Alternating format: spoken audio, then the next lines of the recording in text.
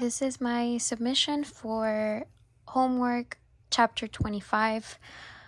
Gonna start with part A, which states some airliners use wires of aluminum resistivity of 2.75 times 10 to the negative 8 ohms times meters rather than copper to reduce weight. The potential difference between the ends of an aluminum wire 36 meters long is 1.35 V. When the wire carries current 1.20 A. Find the electric field magnitude inside of the wire. So for this, we're going to use the formula E is equal to V divided by I, which is equal to V, our voltage, which is 135, divided by I, which would be our distance, 36 meters. And when we plug this into our calculator, we get 3.75 times 10 to the negative 2 V over M. So this is our answer for part A. Part B states find the resistance of the wire. So for this, we're going to use Ohm's law, which states V is equal to I times R. And then we're going to solve for R. So this would be equal to R is equal to V divided by I. And this equals to, we're going to plug our numbers again, our V, 1.35, and our I is 120, our current basically. And then when we divide this, we get 1.125 ohms. And this would be the answer for part B. For part C, we're asked to find the cross-sectional area of the wire. So for this, we're going to use the formula R is equal to P times L divided by A. And then this is equal to, this is our resistivity that we were given earlier on, which was,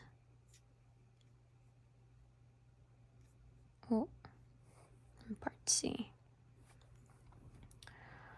Our resistivity, which was 2.75 times 10 to the negative 8 times L, which is our length, and it's 36 meters divided by our A that we were given is our, well, actually, no, this is what we just found in part B, correct, which would be 1.125. And when we solve this, we get 8.8 times 10 to the negative 7 meters squared. So that is our answer for part C for our area. Part D is asking when a current of 0.218 A is present in a wire of 25 meters. So we're going to start writing our givens so I don't get lost. 25 meters in length with cross-sectional area of 8.19 times 10 to the negative 7 meters squared. The electric field inside the wire is 6.50 times 10 to the negative 3 V over M. What is the resistance of the wire? So we're going to follow the same procedures that we used earlier on. Why did I use I here? Sorry, this is L for length. I'm all over the place. This is E is equal to V over L. And then this is equal to our given, basically. Well, actually, I'm going to solve this just so it's written down. We're going to solve for V because we don't have V. So this is equal to E times L. so our electric field, which is 6.50 times 10 to the negative 3 times 25 that we were given for our length, is equal to 0.1625 V. And then from here, we're going to use the formula that we used earlier. R is equal to V divided by I. And then here we just plug stuff in. So we're going to put our electric field, and this will be divided by our A that we were given, 0.218. And all of this is equal to 0.745 ohms. And that is our answer for part D.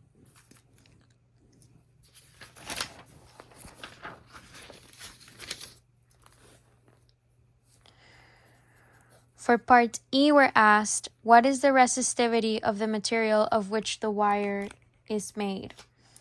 So for this,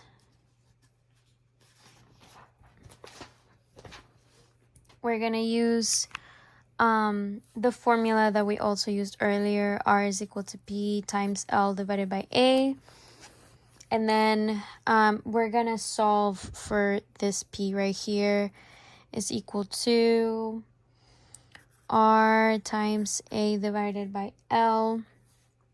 And plugging in our values, what we just found, 0.745 times our A, 8.19 times 10 to the negative 7 divided by our length, that was 25 meters. And all of this is equal to 2.4 times 10 to the negative 8 ohms times meters. That is our answer for part E.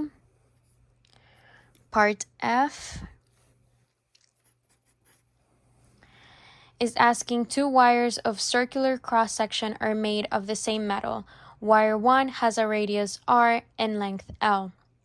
Wire 2 has a radius 2R and length 2L.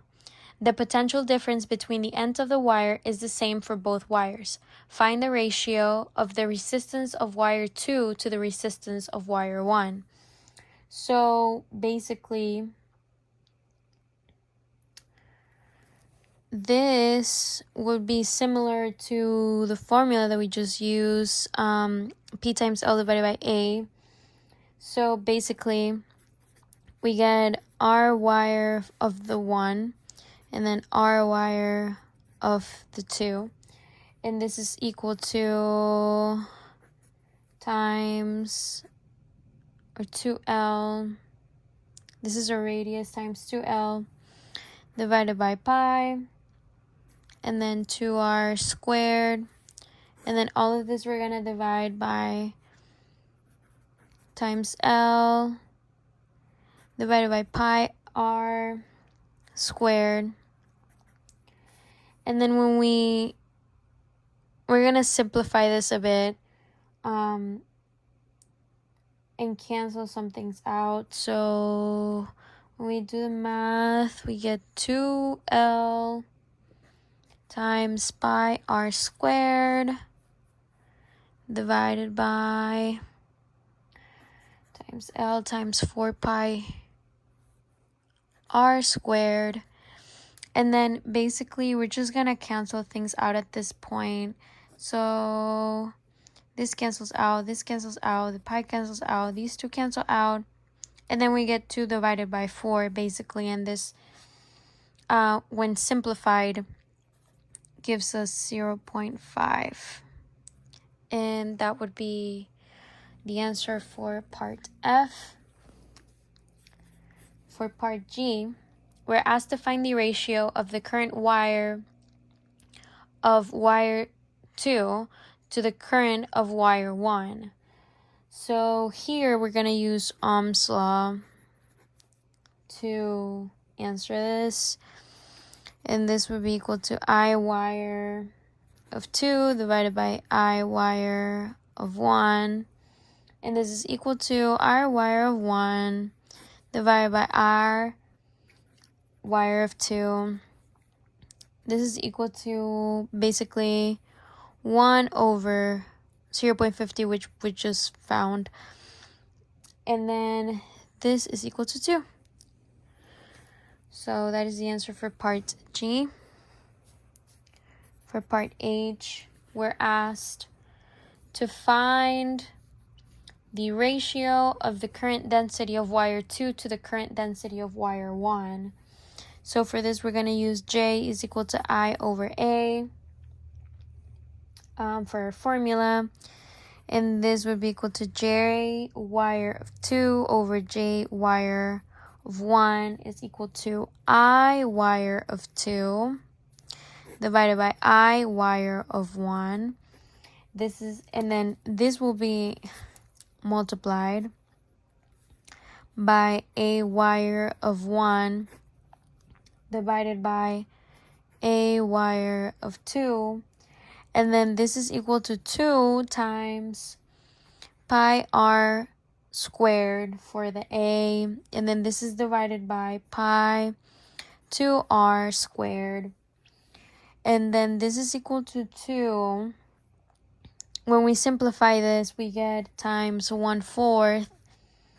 We simplify this. This is 1/2, and then this is 0.5. So that is the answer for part H. For part I, we are asked to find the magnitude of the electric field magnitude of wire 2 to the electric field magnitude of wire 1. So for this, we're gonna use basically same formulas previously used. E is equal to 2. E over 2 over E1 is equal to I1 over I2, which is similar to what we just found on part G, basically, but with electric field. And then this is equal to 1/2 or 0.5 based on what we've been finding already. So that is the answer for part I. Part J is asking the current in a certain wire at 20 degrees Celsius is 20 degrees Celsius is 2.40 A when the potential difference between the ends of the wire is 1.50 V. If the wire is heated to 80 degrees Celsius, and the potential difference remains the same, the current decreases to 2A. What is the resistance of the wire at 20 degrees Celsius? So for this, we're going to use the formula V is equal to I times R, and we're going to solve for R. So this would be R is equal to V over I. And then we're finding R of 20. So this would be equal to our given values when 20 is happening, 20 degrees Celsius. So this would be 1.50 over 2.40. This is our V, and then this is our A. And this is equal to 0.625 ohms. And that is our answer for part J. For part K, we're asked, what is the resistance of the wire at 80 degrees Celsius? So here we're going to use the formula. R is equal to V over I, which is basically what we just used, but we're going to do the same, but with the values that we got for 80 degrees Celsius. So this would be 150 over 2, and then this is equal to 0.75 ohms. And that is our answer for part K. For part L, we are asked, what is the temperature coefficient of resistivity for the material of which this wire is made?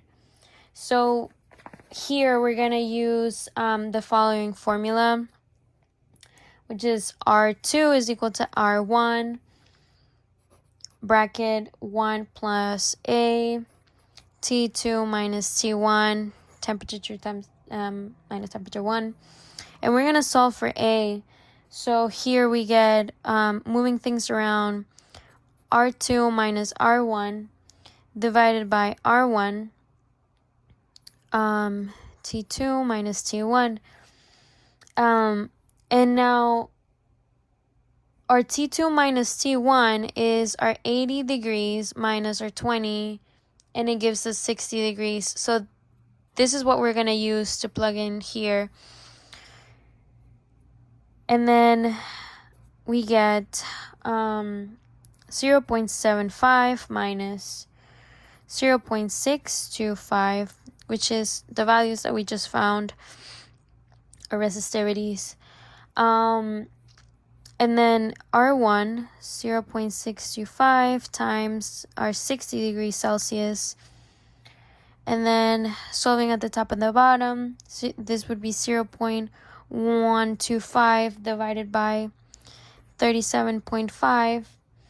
And then this is equal to 0.00333 ohms per Celsius. Or we can also say, matter of fact, just like my my 11 mastering has it, instead of using this unit, you can do degrees Celsius to the -1. And that will be our answer for part L. And this is my submission for chapter 25 exam. Thank you.